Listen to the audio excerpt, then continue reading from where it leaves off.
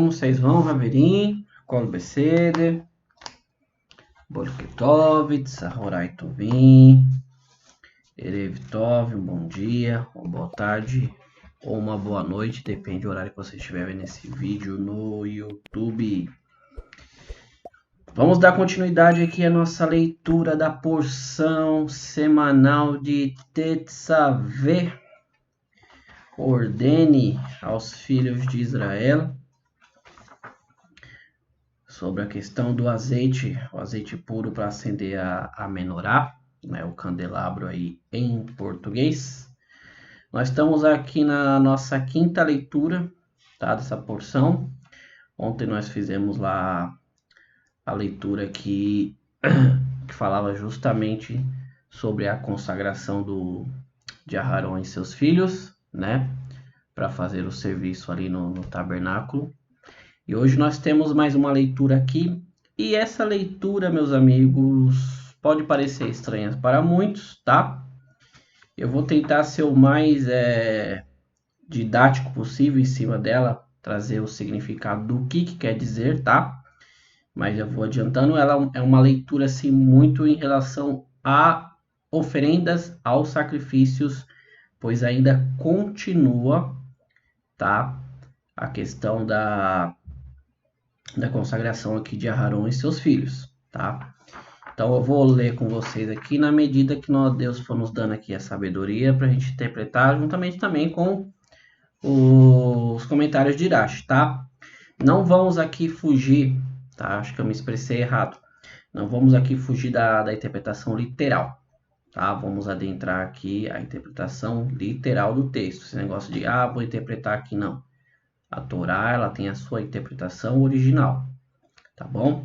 Então vamos adentrar aqui a leitura, tá? Estamos aqui na Parashá estamos no livro aqui de Shemot, tá? Conhecido aí como Êxodo em português. Estamos aqui na Parashá de Tetzaveh, no capítulo 29, versículo 19 e em diante. Vamos estar fazendo a leitura aqui, tá bom? Vamos lá. Versículo 19 diz assim: Pega o segundo carneiro, e Aharon e seus filhos colocarão suas mãos sobre sua cabeça do carneiro. Abata o carneiro, pegue o seu sangue, coloque sobre o lobo da orelha de Aharon e sobre o lobo da orelha direita de seus filhos e sobre seus polegares da mão direita direita e dedos grandes do pé direito. Você deve aspergir o sangue ao redor do altar. Pegue o sangue que está sobre o altar e com o óleo da unção asperge-o sobre Aharon e suas vestes, sobre seus filhos e suas vestes de seus filhos. Isso o consagrará, e suas vestes, seus filhos e a veste de seus filhos com ele. Então, meus amigos, nós já entramos aqui na questão da continuidade da consagração de Aharon e seus filhos. Agora Deus pede para ele pegar o segundo carneiro, tá? Quem acompanhou ontem sabe que era um touro para a oferenda do pecado e 2 carneiros para a consagração. Foi feito um e agora era o segundo carneiro. Deus fala para abater esse segundo carneiro e pegar do sangue dele e colocá-lo sobre o glóbulo da orelha direita de Aharon e seus filhos. Tá? O que eu posso dizer para vocês? A Torá ela não especifica por que disso, tá? Tem uma explicação, vamos dizer assim, cabalística, tá? Sobre essa questão. Deixa eu tentar... Amigos, é assim. Nós estamos fazendo a leitura aqui das porções da semana da Torá, tá? Eu não posso, embora muitas das vezes eu traga, sabe? Mas eu não me aprofundo muito sobre essas questões, tá? Questão cabalística, a Hassidut em cima, né, do texto. Por quê? Tudo que você vai estudar, você começa pela base, tá? Você não pode chegar ao topo sem antes ter uma estrutura. Como é que eu posso dizer isso? Tá, vamos pegar aqui novamente o Amaury como exemplo, tá? O Amaury, ele é programador, tá? O que acontece? Eu não posso querer chegar e aprender, eu já quero desenvolver um sistema completo, com funcionalidade, pegando API, fazendo conexão com outros sistemas, não. Se eu não tiver uma base, do que é uma linguagem de programação, o que é HTML, o que é CSS, o que é JavaScript. Isso são linguagens. Tá? Embora o HTML, o CSS, eu não quero entrar sobre isso aqui já é questão profissional, tá? Então, o que eu quero dizer? Eu não vou conseguir fazer nada se eu não começar da base. Então, para você entender toda essa questão espiritual, né, por assim dizer, racídica, Hassidut, ou cabalista, dentro dessa questão aqui do significado, você tem que ter uma estrutura. Você tem que entender o nível literal primeiro. Por isso nós estamos fazendo essa leitura aqui, tá? Eu poderia falar para vocês, tá? O glóbulo da orelha direita, tá? Nós sabemos que dentro da Kabbalah, tá? Dentro do Zohar, o nosso lado direito, ele representa a Hesed. Hesed é bondade, é tudo aquilo que transmite a bondade. Eu poderia falar aqui das 10 sefirotes de Deus, que está dentro da Etzrai, né? Da árvore da vida, que tem a ver com essa questão aqui, tá? O lado esquerdo é Gevurah, é o lado da severidade, tá? Então eu poderia entrar aqui com vocês em relação à questão do sangue na orelha direita, a questão da Hesed, mas não é o assunto aqui, tá? Ainda no canal não vai começar a falar sobre Kabbalah nesse nível elevado, tá? Nós vamos nos atentar aqui ao texto, tá? Se você quiser, tem outros canais aí, você pode ver também que eles vão abordar sobre esses assuntos sobre Kabbalah. Eu sei que tem gente que gosta, né? As pessoas adoram essa questão de Kabbalah. Ou seja, você tem que ter uma estrutura, pessoal, tá? É uma estrutura. Não é fácil mexer com Kabbalah. Qualquer hora, quando eu vim com um vídeo aqui, quando eu comecei a estudar Kabbalah lá em 2006, 2007,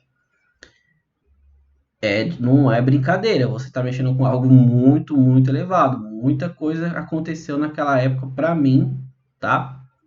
Que não foi assim, não posso dizer satisfatório. Porque é a mesma coisa que você dá uma Ferrari na mão de uma criança. Tá? Um carro que tem uma aceleração de mais 100 km por hora em questão de segundos, se você não tiver o controle, você bate. Mesma coisa é a questão da Kabbalah. Se você não tiver uma estrutura para lidar com o que você vai começar a ver, a estudar, tá? Mas vamos lá. Nos atentando aqui, voltando. Desculpa o celular despertando. Sobre os seus... voltando aqui. Então, nós tentamos aqui dar só um respaldo sobre essa questão do globo da orelha, tá? Onde colocava ali o sangue do carneiro, tá? Dando a continuidade aqui, meus amigos, então, fala assim que você deve aspergir o sangue ao redor do altar, tá? Esse sangue que você vai aspergir, ele é ao redor do altar.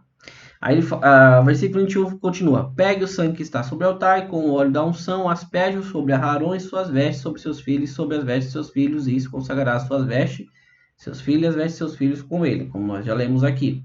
Então, a consagração ainda continua, tá? Misturou ali com o óleo, com óleo da unção, tá? Que no caso seria aqui o mesmo óleo que foi derramado sobre a cabeça de Aarão, tá? Para fazer consagração, e aspergia sobre ele. Vamos à continuidade, tá? Vamos ler alguns comentários de Irache aqui para a gente poder ilustrar um pouquinho mais. Como eu falei, lá Irache ele se foca totalmente no literal, tá? Então vamos procurar usar aqui para não ficar muita coisa vaga. Vamos lá. Irache fala assim, né? Uma vez que esse carneiro é de ordenação, em hebraico quer dizer Luim, tá? O mesmo que Shelamim, que ou seja, é algo de paz, tá? Uma oferenda de paz. É uma expressão que significa também perfeição, tá bom? Então, assim, a escritura informa que a oferta de ordenação é uma oferta de paz, porque ela estabelece a paz para o altar, para aquele que executa o serviço e para o dono. Portanto, eu exijo que o peito seja dado à pessoa que executa o serviço como porção. Este, no caso, era Moshe, porque o Moshe que estava oficiando aqui, ele estava ensinando a primeira vez, né, os ofícios do rito da ordenação. A quem? A Aarão e seus filhos. E o resto foi comido por Arão e seus filhos, que eram donos do sacrifício da ordenação, conforme explicado nesse tópico mais à frente no versículo 32, tá bom? Então, o que Rashi está comentando aqui, meus amigos, é que justamente era uma oferenda de paz. Você estava ali fazendo uma, como é que eu posso dizer? Você estava santificando, tá? O altar e aqueles que iriam fazer o serviço do altar. Por isso era aspergido no altar e era aspergido nos correndo. Aí nós voltamos aqui, versículo 22. Pegue do carneiro a gordura, junto com sua cauda, a camada gordurosa, cobrindo o estômago, os lobos do fígado, os 2 rins, juntamente com sua gordura, a perna traseira direita, uma vez que esse carneiro é de ordenação, como nós vamos comentar aqui, de ordenação, tá? Uma torta de pão frito, um pão frito, um óleo, um biscoito de matzá da cesta do pão levedado que está diante de Deus. Coloque tudo sobre as palmas de Aarão e as palmas de seus filhos. E você movimentará diante de Deus. Tire-os de sua mão e queime-os no altar sobre a oferenda queimada como aroma agradável diante de Deus. Uma oferenda de fogo para Deus.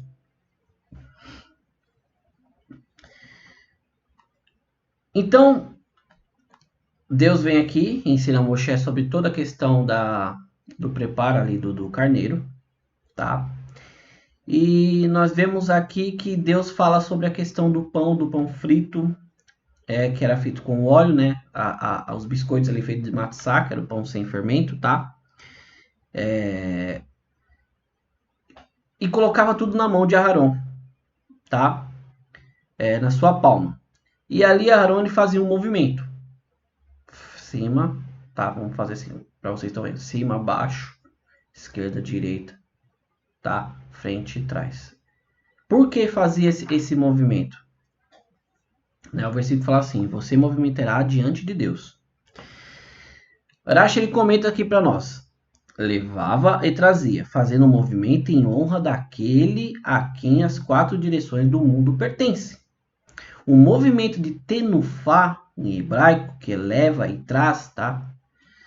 Evita as desgraças, elimina os ventos nocivos. Tá? O movimento de terumá, levantar e abaixar, para aqueles a quem os céus e a terra pertencem, detém os orvalhos prejudiciais. Tá? Tratado do Talmud de Menahot, na página 62b, desculpa, 62a, fala sobre isso aqui, se você quiser conferir, tá bom? Então, nós vemos aqui que esses movimentos, eles tinham um significado. Quando você fazia frente, trás, esquerda, direita, você está falando sobre aquele que governa todas as coisas do mundo.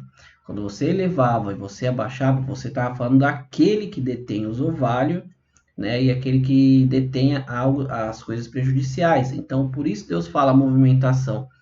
Aí fala aqui, né, que era uma oferenda agradável diante de Deus, uma oferenda de fogo para Deus. Toda vez que nós vemos na Torá que era uma oferenda agradável a Deus, era porque a vontade de Deus foi aceita. Ou seja, a pessoa fez aquilo. Ou seja, quando você pede para a pessoa fazer algo e você dá toda aquela diretriz, né? Ah, vai ali no mercado para mim, vai na feira e traz isso aqui para mim. A pessoa vai direitinho com aquela lista, traz aqueles frutos ou aquelas compras da maneira certinha que está ali anotado. Você não se alegra? É a mesma coisa. Quando fala que é uma oferenda de fogo agradável a Deus, é porque a vontade de Deus foi feita, tá? Vamos lá. Pegue o peito do carneiro, da ordenação de Aarão, e movimente-o diante de Deus. Essa será a sua porção. Mais uma vez, a movimentação da oferenda, você está agradecendo a Deus pelaquela parte daquele animal.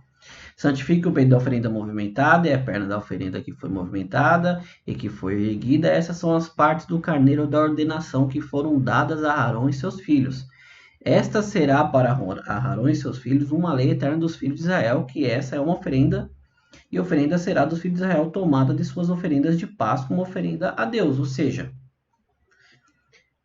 Aarão, como era uma oferenda assim, de ordenação e era uma oferenda de shelamim de paz, as melhores partes ficava para o Kohen e para os seus filhos, tá? Isso aqui vai ser melhor explicado lá na frente quando nós entrarmos no livro de Levíticos, tá? No livro de Vaikra em hebraico. tá bom?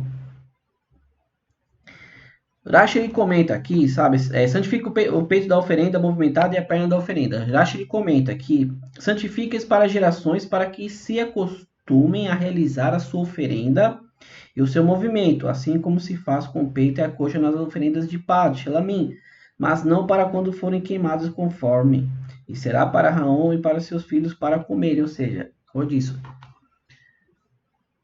o sacerdote, os levitas, ele não tinham porção, tá? Nós vamos ver isso lá na frente. Eles não tinham uma herança. Então, tudo que você vinha fazer ficava parte dessas oferendas, não as de pecado. As oferendas aqui de paz, as oferendas de olá, tá? Ficava as melhores partes para o correndo, aqui no caso, como peito, como coxa, tá? E fala assim, Lechak Olam Meet Bnei Israel, ou seja, é uma lei eterna para os filhos de Israel. Lechak Olam Meet Bnei Israel, ou seja, tá? Essa é a lei para sempre, ou seja, enquanto existir o sacerdócio, essa lei ela vai estar em vigor. As ofertas de Shelamim são para o consumo dos donos, mas o peito e a coxa devem ser dados aos sacerdotes, tá? Como é uma oferenda de paz, tá? Então, certas partes ficavam com o dono, só que as melhores partes, como eu disse, era dado para os correntes. Bom, vamos continuar aqui. As vestes sagradas de Aarão serão transferidas para os seus filhos e depois dele para lhes exaltar e empossá-los. Por 7 dias irá vestir-los, os sacerdotes e seus filhos que tomaram o seu lugar para entrar na tenda da reunião e realizar o serviço no santuário. Então Deus vem aqui falar para Moshe. Quando passasse o tempo no caso aqui de Aharon, você transferirá suas roupas para o seu filho. Qual filho? Aquele filho que estiver no nível mais elevado para continuar a questão do sacerdócio como correndo gadolo, tá? E a Torá continua dizendo aqui, esse serviço vai ser continuado por 7 dias, tá? 7 dias é o serviço de consagração do novo sacerdócio, do novo sacerdote correndo gadol e dos seus auxiliares, os corranins, tá? Aí vem aqui e fala assim, pegue o carneiro da ordenação e cozinhe sua carne numa área santificada. Que área santificada? Sempre ali dentro da tenda da reunião. Aharon e seus filhos comerão a carne do carneiro junto com o pão da cesta, que nós vimos lá do movimento, à entrada da tenda da reunião. Eles devem comê-los lá para serem transpostos, e eles estarão empossados em sua posição de consagrados. Uma pessoa que não é sacerdote não pode comer, pois são consagrados. Se sobrar alguma carne da oferenda de ordenação ou algum pão até amanhã, você deve queimar sobre o fogo, não serão comidos, pois são sagrados. Ou seja, essas oferendas aqui de consagração de Aharon, tá? Que Deus fala para cozinhar, pegar aqueles pães, é para alimento de Aharon e os corranis que tiverem sido consagrados naquela hora. Por isso ninguém poderia comer, porque era um alimento para algo determinado que era a consagração dos correnos, tá?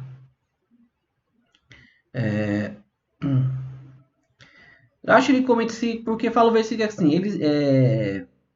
eles devem comê-los para serem transpostos, tá? Em hebraico quer dizer culpar, ou seja, que se traduz espiado, entendeu? Mas aqui é o sétimo e o sentido de é outro. Por quê? Através disso eles irão transpor toda a mediocridade e repugnância, tá? Rashi ele comenta então aqui que quando fala transposto, ele está falando sobre a questão moral e ética, tá? Porque o versículo ele diz bem claro, eles devem comê-lo para serem transpostos, eles estarão empossados em sua posição de consagrado, ou seja, tira toda a mediocridade, toda a repugnância, tira todo o orgulho, tá? Aí vocês são consagrados, tá bom? Sobre a questão aqui desses alimentos. Vamos dar continuidade aqui. nós vemos aqui que eles não, se sobrasse, não poderiam comer, tinha que queimar, tá bom? Faça para Arão e seus filhos tudo como eu lhe instruí. Por 7 dias consagrarás, tá? 7 dias. Sacrifique um touro como oferenda de pecado, cada dia pela expiação, purificando sobre o altar, você expiará por ele, e você ungirá-lo-á para santificá-lo. Por 7 dias você expiará sobre o altar e o santificarás, tornando o altar santo dos santos. Qualquer coisa que tocar o altar será santificada. E aqui nós terminamos a nossa leitura. E é aqui onde eu quero me focar. Nós vemos aqui que, então, o processo de consagração do Kohen Gadol e dos Kohanim, ele durava 7 dias de treinamento. Vamos colocar assim, são 7 dias de treinamento, tá? Por 7 dias, Aharon e seus Kohen, no caso ali, os seus filhos ficaram vestidos, preparados para fazer aquele serviço, tá? Aí no versículo 36 vem aqui que eles têm que pegar um touro como oferenda de pecado. O pecado por quem? Ou seja, o versículo fala assim, o pecado cada dia pela expiação, ou seja, durante os 7 dias era oferecido um touro. Purificando sobre o altar, você expiará por ele, tá? Você o ungirá para santificá-lo. Voltando aqui, desculpa, estava um barulho aqui. Vamos dar continuidade. Então, você pegava esse touro, um touro, e sacrificava durante 7 dias da consagração de Arão e seus filhos. E esse touro, ele espiava pelo altar, tá? Por que pelo altar? Eu vou ter que ler um comentário de Acha aqui para a gente se adentrar sobre esse assunto e essa questão dos 7 dias que eu quero me focar aqui com vocês, tá? Vamos lá.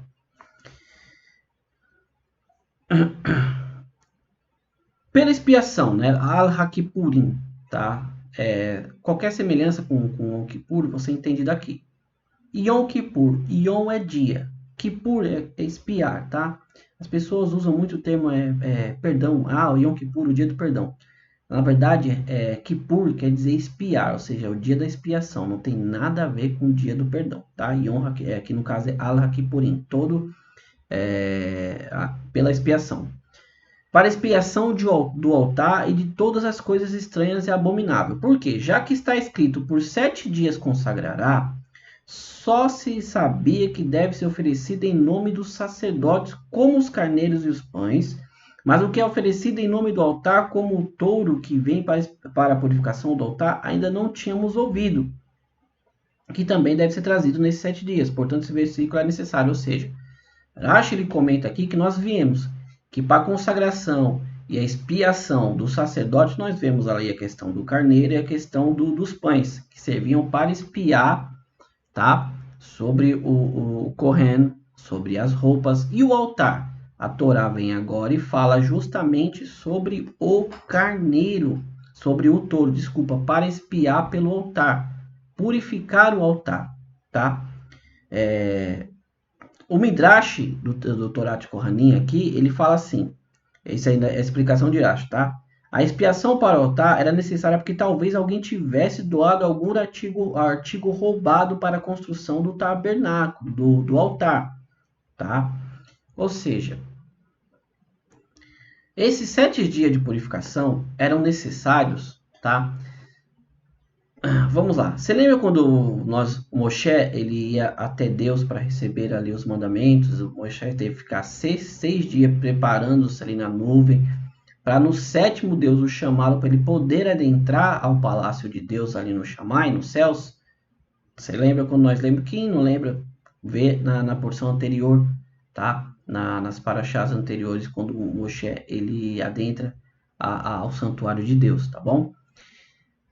Então, na mesma forma aqui, para se começar o serviço sacerdotal, era necessário um treinamento de 7 dias. Você está lendo comigo aqui, você vê que não é algo simples, é algo complexo e é algo de nível elevadíssimo, santíssimo. Ou seja, a ponto de você poder morrer se você fizer algo errado, esquecer uma peça do vestuário, oferecer um animal de uma maneira incorreta. Tá? Então esse versículo ele vem para ensinar o quê? Que também o altar, por ele ter sido construído, ter sido doado o cobre para poder fazer o altar, poderia ser que tivesse sido algo roubado, furtado, e você estivesse usando aquilo como oferenda a Deus, tá? Dentro ali do cobre do altar. Então era necessário que durante esses 7 dias se matasse um touro para expiar pelo algum erro, algum pecado que tivesse sido feito na construção do altar, tá? Vamos lá, vamos continuar aqui. O versículo 37, né, diz assim: por 7 dias esperarás sobre o altar e santificarás, tornando o altar santo dos santos. Rashi, ele comenta: o que caracteriza a santidade do altar? Qualquer coisa que tocar o altar será santificada, inclusive um sacrifício inválido que foi colocado sobre ele. O altar o santifica, tornando-o apto para que não haja necessidade de tirá-lo de lá. Ou seja, quando o versículo diz que tudo que seria encostado no altar seria santificado, o Rashi, ele comenta aqui que se algo que fosse não adequado, que fosse inválido, ao tocar no altar, ele se santificava. Isso não quer dizer que a oferenda continuasse, ela poderia ser válida, não. Ela era santificada, tá? Porque, vamos continuar aqui que vocês vão entender. Uma vez que isso foi dito, poderia-se entender que isso vale tanto para o animal apropriado quanto para o não apropriado. É aí que eu ia entrar a questão com vocês. Por exemplo, valeria para um animal que possui um defeito, que o desqualifica para ser levado ao santuário, como aquele com o qual se manteve relações sexuais, Deus nos livre, né? Ou que foi destinado para o sacrifício de uma idolatria ou um animal trefar, que é uma ferida mortal, não uma doença mortal, está perto a morrer. E similares a este caso, ou seja, Horácio, ele vem aqui e questiona justamente o que eu queria questionar com vocês. Não é que você pegou algo, um animal que é proibido, um animal cego, um animal coxo, tá? Um animal que foi usado para idolatria, agora você encostou no altar e está apto. Não é isso que o texto está querendo dizer. Ele está dizendo que aquele animal santificaria, mas ele não ainda era apto para ser oferecido para Deus, tá? Para esclarecer essa questão, a Torá declarou imediatamente: isso é o que deve se oferecer sobre o altar. Ou seja, para esclarecer isso, para tirar essa dúvida, falar: não, então o costolar pode ser oferecido. De maneira nenhuma. Assim como este versículo se refere a uma oferenda queimada apta, assim também aqui se refere ao que era apto, mas se tornou desqualificado somente depois de entrar no pátio do templo.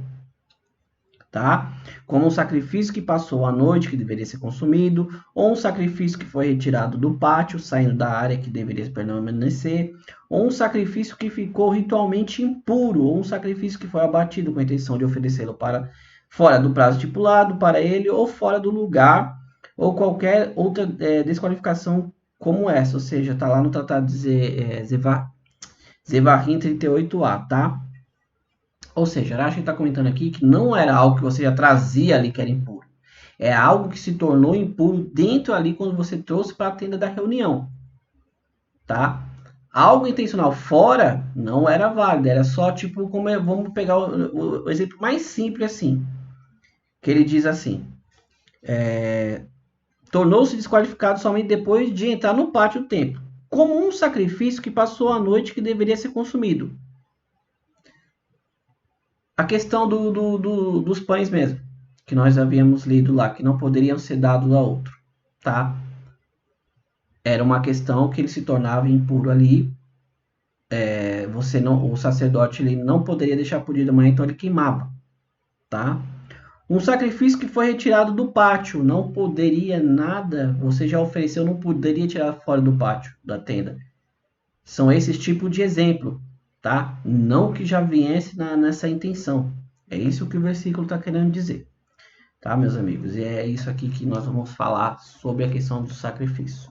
Só que eu quero pegar aqui uma questão simples. Que são o quê? Os 7 dias de treinamento. Tá? Essa é a mensagem que nós vamos ter para o dia de hoje aqui.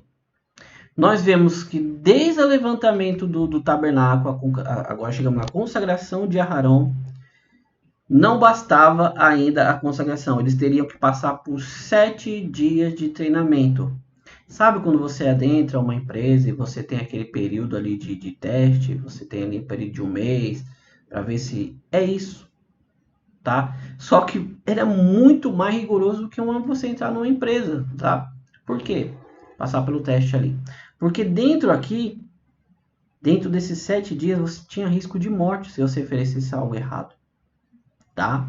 Nós vamos ver isso um pouquinho mais lá na frente. Eu espero que vocês consigam se lembrar disso, tá? Que vai acontecer algo justamente sobre isso que eu quero explicar. Mais uma vez vai ser complemento da mensagem de ontem. Meus amigos, nós estamos vendo aqui como é o processo de consagração para você servir a Hashem. Não é fácil.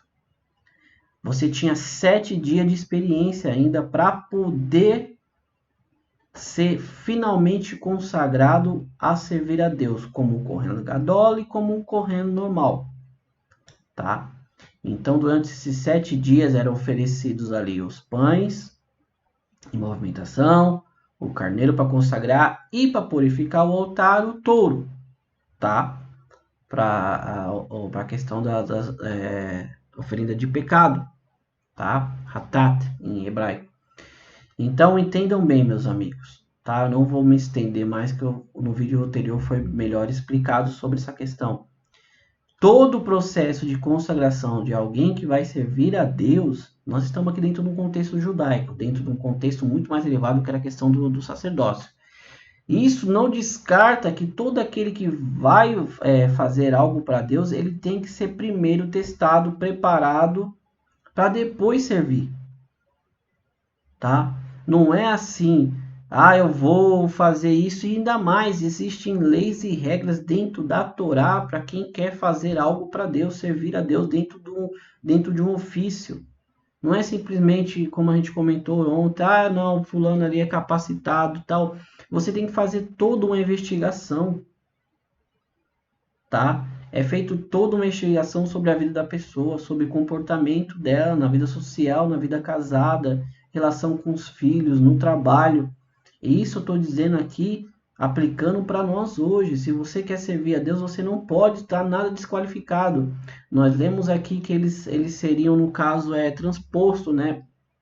Ou seja, teria que tirar tudo aquilo que é de ruim, ser repugnante, ser ignorante, tá? Você teria que estar num ato muito elevado, porque você estava lidando com as coisas sagradas de Deus, tá? Então, qualquer hoje que você possa ver, fulano foi consagrado, não sei o que, tá? Eu não quero adentrar sobre esse assunto, porque eu já falei ontem no vídeo no vídeo de ontem, tá? Mas é um negócio muito sério, é muito sério, tá bom?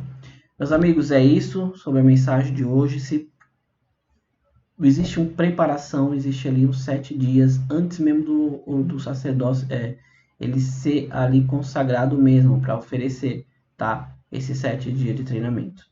Mais uma vez, amigos, eu quero agradecer a vocês por estar aqui comigo. Você que ficou aqui comigo até agora, é novo no canal, se inscreva, deixa um like, compartilhe. Você que já é inscrito aqui, não esqueça de deixar um like, pessoal. Tá? Mais uma vez, vejo que muitas pessoas assistem, tá? Só que elas não deixam um like, tá? Isso ajuda o bendito do algoritmo do YouTube ele jogar para mais pessoas, tá? Como eu disse, não que isso não dependa de Deus, tudo é dependente de Deus, tá? Mas é muita coisa, como eu falo para vocês, estou aqui falando com vocês, mas eu vou falando, eu vou lembrando que a questão Deus tem aqui o tribunal, tá? Que ele deu pro tribunal do Sanedrim, que é o tribunal judaico.